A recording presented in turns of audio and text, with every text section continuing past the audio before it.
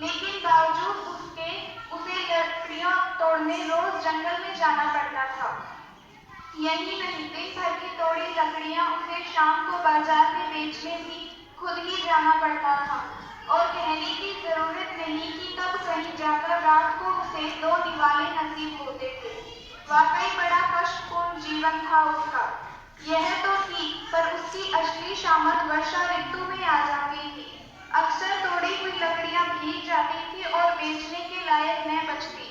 फलस्वरूप कई बार बारिश के कहर के चलते उसे दो दो दिन तक भूखा रहना पड़ता था।